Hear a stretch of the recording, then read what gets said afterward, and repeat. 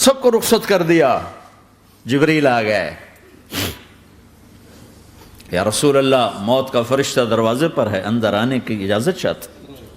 ہاں, جہاں موت پوچھ کے جائے کس ہستی کو بھلایا ہے, چند پاؤنڈ کے پیچھے جہاں موت پوچھ کے جائے. آپ نے کہا آ جائے, وہ اندر آئے. السلام علیکم یا رسول اللہ, سلام پیش کرتا ہوں. میں نے آج تک کسی کو سلام نہیں کیا, آپ پہلی ہستی ہیں جنہیں سلام کر رہا ہوں. میں نے آج تک نہیں کسی کو سلام کی. یا رسول اللہ آپ پہلی ہستی ہیں. اللہ نے کہا پوچھ کے اندر جانا, بن پوچھے نہ جانا. یا رسول اللہ مجھے حکم ہے کہ آپ سے پوچھوں, آپ جانا چاہیں تو میں لے جاؤں, اور رہنا چاہوں تو میں چھوڑ کے واپس چلا جاؤں. طارق جمیل سے کوئی پوچھے, آپ سے کوئی پوچھے, پوچھا جا رہا ہے, موت پوچھ رہی کہ آؤں کہ نہ آؤں. تو آپ نے کہا اگر میں اجازت دے دوں تو میری جان نکالو گے؟ کہاں جی نکالوں گا. تو آپ نے جبریل کو دیکھا, کیا کہتے ہو, کیا کہتے ہو؟ تو جبریل نے عرض کی یا رسول اللہ, اللہ آپ کی ملاقات کے شوق میں. او میرے بھائیو بہنوں, ایسی موت مانگو اللہ سے. جب جا رہے ہیں تو اللہ خوش ہو رہا. ایسی موت نہ ہو جیسے بھاگا ہوا مجرم پکڑا جاتا ہے, ہتھکڑیاں لگا کے جیل میں لے جایا جا رہا ہے. ایسی موت مانگو اور ایسی زندگی گزارو.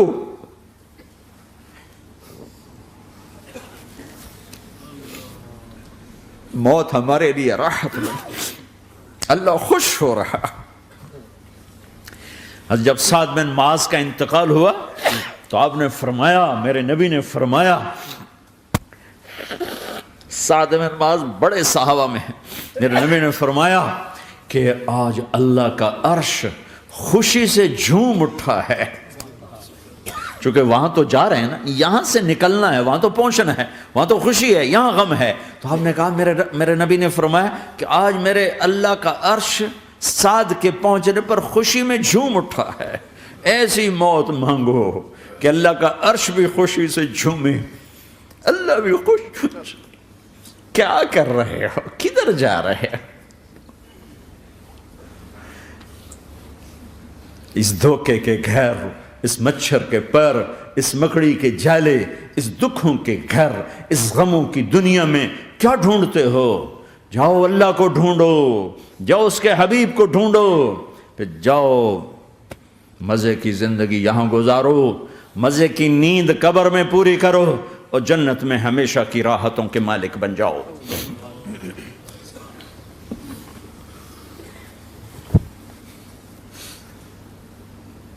کہ یا رسول اللہ, اللہ ملاقات کے شوق میں ہے. تو میرے نبی فرماتے کہ میرے حسنین کا کیا ہوگا؟ میں تو دیکھ رہا ہوں ایک زہر میں تڑپتا ہے, ایک بچوں سمیت نیزے پہ چڑھا ہوا ہے. ویسے بھی محرم ہمیں یاد دلاتا ہے کہ اللہ کو راضی کرنے کے لیے آخری حدوں تک پہنچنا بھی کامیابی کا صحرا گلے میں ڈالنا ہے. ایک نے فتح کا جھنڈا گاڑا, قیامت تک کے لیے ذلت اس کے ماتھے کا نشان بن گئی. ایک نے سر کٹا کے نیزے پہ چڑھایا اور قیامت تک کے لیے عزت کا صحرا گلے میں ڈال لیا. کیوں کہ ایک دنیا کی بازی ہارا پر اللہ کو لے کے جیت گیا, اور ایک دنیا کی بازی جیتا اور اللہ کو کھو کے ہار گیا. اللہ کو پالینے کے بعد کوئی ہار نہیں, اللہ کو کھو دینے کے بعد کوئی جیت نہیں. اللہ کو اپنا مطلب بناؤ, اللہ کو مطلب بناؤ, اللہ کو مطلب بناؤ, اللہ کو اپنی زندگی کا مقصد بناؤ.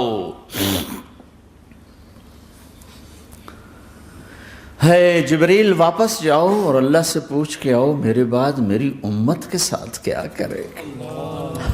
واہ یا رسول اللہ.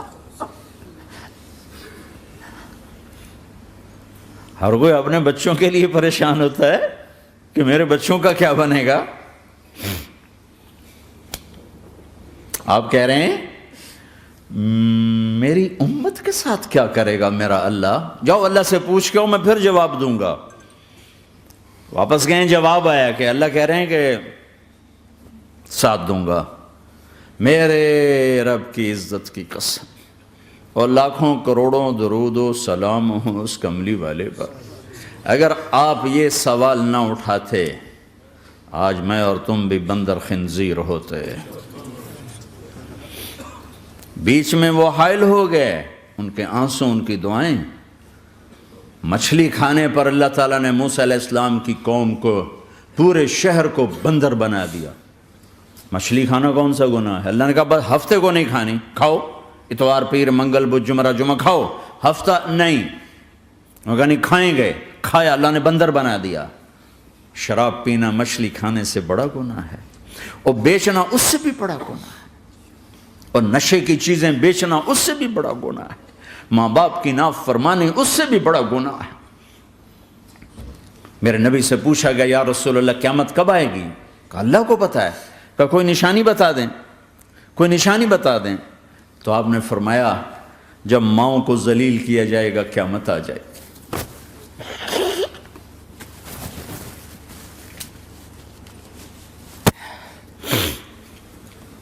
یہ تو اس کی دعائیں ہیں، بیچ میں آ کے کھڑی ہو جاتی ہیں۔ اللہ تعالیٰ نے کسی کو بندر بنایا، کسی کو خنزیر بنایا، کسی کو زمین میں دسایا، کسی کو پانیوں میں بہایا، کسی کو ہواؤں سے اڑایا، کسی پر آگ کو برسایا، کسی پر بجلیوں کی چمک کو سے ان کو راکھ کیا۔ کب میرے رب نے کیا کچھ نہیں کیا۔ وَكَمْ أَهْلَكْنَا مِنَ الْقُرُونِ مِن بَعْدِ نُوحٍ وَكَفَى بِرَبِّكَ بِذُنُوبِ عِبَادِهِ خَبِيرًا بَصِيرًا۔ کیا کچھ نہیں ہوا ہمارے ساتھ، وہ کچھ کیوں نہیں ہوا کہ وہ کملی والے کی دعائیں ہیں، دعائیں ہیں، دعائیں ہیں، رونا دھونا ہے، امتی امتی۔ اچھا چلو یہ تو دنیا ہو گئی، آپ نے یاد رکھا میدان معاشر میں میرے نبی نے فرمایا جب جہنم کو لایا جائے گا اور ایک چیخ مارے گی، کوئی کسی کو یاد نہیں کرے گا، سب بھول جائیں گے۔ ہر ایک کی زبان کے آپ نے مشہور لفظ سنا ہوگا نفسی نفسی۔ جب جہنم آئے گی تو ایک چیخ مارے گی، اور کئی بلین فرشتے اس کو پکڑ کے لا رہے ہوں گے، اور وہ ان کے ہاتھوں سے نکل رہی ہوگی، اور اس کی آگ کے شعلے اور اس کا دھواں اور اس کی چیخ اور اس کی آواز۔ تو جب وہ قریب آئے گی تو اس کے آواز پر سارے مرد عورت زمین پر گریں گے، اور سب کہیں گے یا رب نفسی نفسی، یا رب نفسی نفسی، یا رب نفسی نفسی، یا اللہ میری جان، میری جان، ماں نہیں، ابا نہیں، بیوی نہیں، بچے نہیں، بھائی نہیں، میری جان۔ چلو میں تو آپ عام لوگ ہیں، انبیاء نبی کہیں گے یا اللہ میری جان، ابراہیم خلیل جیسے کہیں گے یا اللہ میں کسی کا سوال نہیں کرتا، باپ کا بھی نہیں کرتا، میری جان، اور عیسیٰ علیہ السلام جیسی ہستی کہیں گے یا اللہ میں اپنی ماں مریم کا بھی سوال نہیں کرتا، میری جان، میری جان۔ عیسیٰ علیہ السلام سے لے کر آدم علیہ السلام تک نفسی نفسی، نوح علیہ السلام نفسی نفسی، یحییٰ زکریا باپ بیٹا ہیں لیکن نفسی نفسی، سلیمان داؤد باپ بیٹا ہیں لیکن نفسی نفسی، یوسف یعقوب باپ بیٹا ہیں لیکن نفسی نفسی، یعقوب و اسحاق باپ بیٹا ہیں لیکن نفسی نفسی، اسحاق ابراہیم باپ بیٹا ہیں لیکن نفسی نفسی، اسماعیل ابراہیم باپ بیٹا ہیں لیکن نفسی نفسی۔ یہ نبیوں کا حال ہے، میرا کیا حال ہوگا؟ لیکن اسی ہنگامے میں جب ہر مرد عورت کہے گا نفسی نفسی، ایک آواز ابھرے گی امتی امتی، ایک آواز آئے گی امتی امتی، ایک دکھ بھری، ایک درد بھری آواز آئے گی امتی امتی۔ سننے والے حیران ہوں گے یہ کون ہے، یہ کون ہے جو اپنے آپ کو نہیں مانگ رہا، اپنی امت کو مانگ رہا ہے، یہ کون ہے؟ جب آواز کی طرف نظریں لگیں گی، یہ تو محمد الرسول اللہ ہے، جھولی پھیلی ہوئی ہے، ہاتھ اٹھے ہوئے ہیں، اے رب میری امت۔ کون سی امت ساری زندگی شراب بیچتے رہے، کون سی امت ساری زندگی ڈرگز بیچتے رہے، کون سی امت ساری زندگی زنا کرتے رہے، کون سی امت ساری زندگی ظلم و ستم کے پہاڑ توڑتے رہے، ساری زندگی جوا کھیلتے رہے۔ آپ تو کہتے دفع ہو جاؤ، میری نظروں سے دور ہو جاؤ، نہ تمہیں میری عزت کا خیال نہ میری نسل کی قربانیوں کا خیال، میرے معصوم بچے نیزوں پہ چڑھ کے اس کے دین تم چند پونڈوں پہ کیا ظلم ڈھا کے آئے ہو، دفع ہو جاؤ یا اللہ انہیں جہنم میں ڈال، یہ کہنے کا موقع تھا۔ میں قربان جاؤں اس نبی رحمت، اس کامل اکمل نبی پر، اس ہادی رہبر پر میں کہاں سے الفاظ لاؤں ان کی تعریف کے لیے۔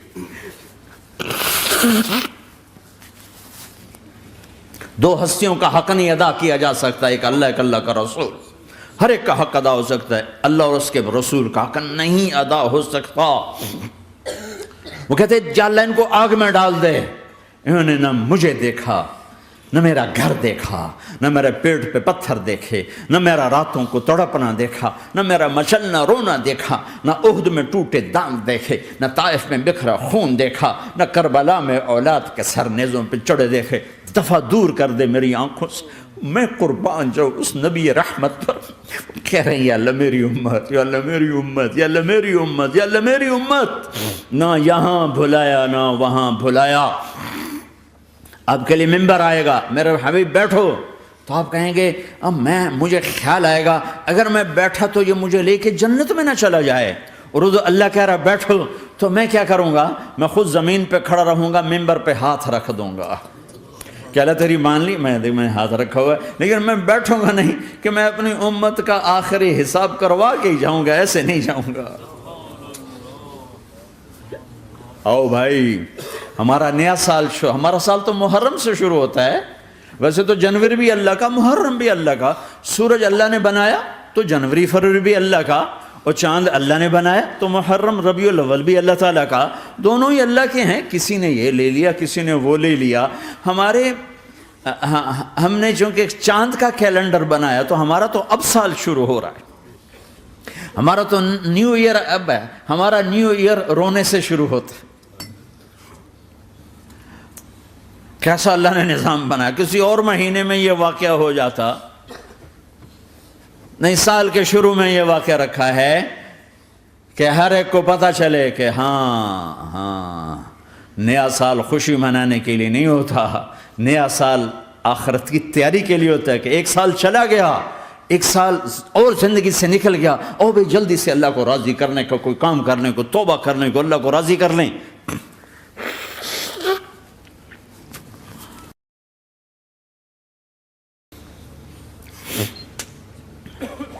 لیکن آپ کیا کہہ رہے ہیں؟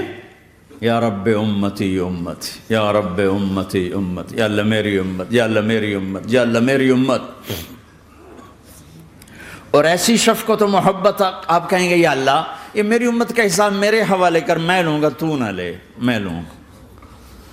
تو اللہ تعالیٰ فرمائیں گے آپ کیوں لینا چاہتے ہیں؟ کہیں گے میں اس لیے لینا چاہتا ہوں کہ ان کے جتنے عیب ثواب ہیں نا وہ کسی کو پتہ نہ چلے، بس میرے سامنے ہی آ جائیں تو ان کو شرمندہ نہ ہونا پڑے، تو میں قربان جاؤں۔ پھر وہ رب محمد ہے، اس نے اپنے حبیب کی لاج رکھنی ہے، وہ کہیں گے میرے محبوب اگر آپ ان کا حساب لیں گے اور آپ ان کے گناہ دیکھیں گے تو پھر ان کو آپ سے تو بڑی شرم آئے گی، نہیں میں آپ کو بھی نہیں دیتا، میں ان کا حساب پردے کے پیچھے لوں گا، کسی کو پتہ نہیں چلنے دوں گا۔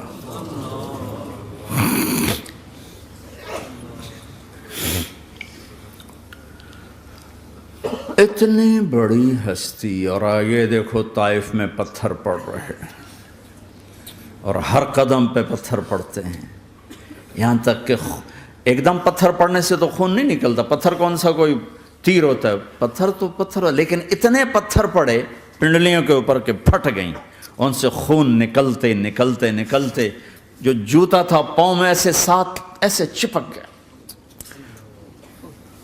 اور ساری کائنات کے دلہا سردار بے ہوش ہو کے گرے۔ وہ آپ کے غلام زید نے نوکر تھے، انہوں نے اٹھایا کندھے پر، بھاگے، پیچھے وہ سر پہ چڑھے ہوئے پتھر مار رہے ہیں، اور آپ جتنا بھاگ سکتے تھے بھاگے، یہاں تک کہ بے ہوش ہو کے گر گئے۔ خون زیادہ نکل گیا تو انہوں نے کندھے پہ اٹھا، دوڑ لگائی، اور آگے سامنے باغ تھا، کس کا؟ سب سے بڑے دشمن کا، مکے والا عتبہ بن ربیعہ۔ عتبہ کون ہے؟ یہ جنگ بدر میں جس کے ہاتھ میں جھنڈا تھا، اور جنگ بدر میں قریش مکہ کے لشکر کا جو چیف تھا وہ، اس کا باغ۔ لیکن زید کو کوئی پناہ نظر نہیں، وہ باغ میں گھس گئے اور اللہ کے نبی کو ایک انگور کی بیل کے نیچے لٹایا۔ تو جان کا دشمن عتبہ، لیکن جب اللہ کے نبی کو خون و خون دیکھا تو اس کا دل بھی پگھل کے رہ گیا، کہنے لگا ہائے ہائے، طائف والوں نے محمد کے ساتھ کیا کرتا۔ جس پر دشمن کو رحم آیا ہمیں اس پہ رحم نہیں آیا، ہم نے اس کے آنسوں کی کوئی قیمت نہیں لگائی۔ وہ اتنا ایموشنل ہوا کہ جلدی سے گیا اور پلیٹ میں انگور توڑ کے سجائے۔ جب جانے لگا تو پھر شرم اور وہ ایک حجاب درمیان میں آڑے آ گیا، تو اپنے غلام کو بلایا، عداس کا، عداس یہ لے جا وہ جو آدمی زخمی پڑا، اسے جا کر کہنا کہ تمہیں رشتہ داری کی قسم میرے انگور رد نہ کرنا، کھا لے۔ حالانکہ موقع تھا کہ قتل کرتا، ہر وقت قتل کرنے کے منصوبے بنا رہے، ابھی موقع تھا کہ قتل کرتا۔ ایسا حال تھا کہ قاتلوں کے بھی آنکھوں میں آنسو آ نہیں آئے تو تمہاری آنکھوں میں نہیں آئے۔ چند پونڈوں پہ اپنے نبی کو بیچ دیا۔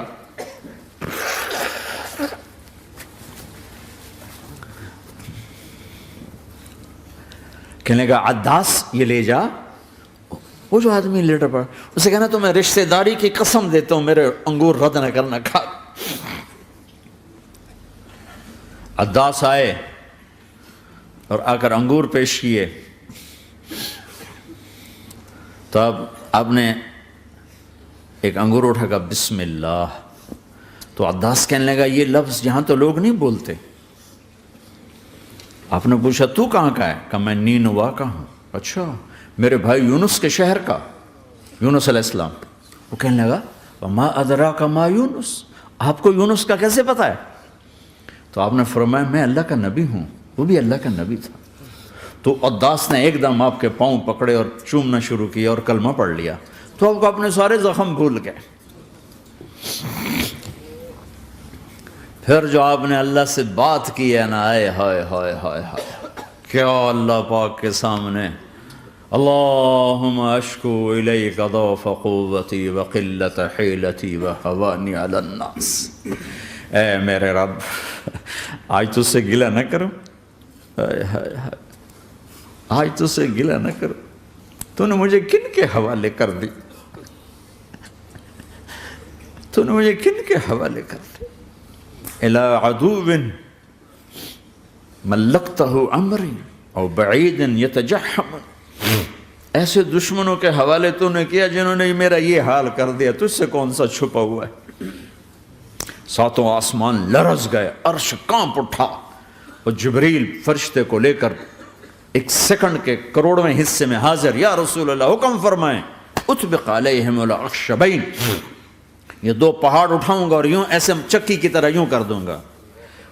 نبی رحمت، نبی رحمت، نبی رحمت۔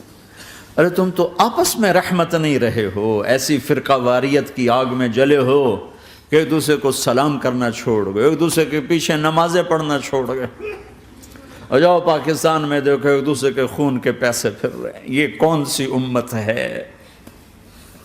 یہ کون سا اسلام ہے؟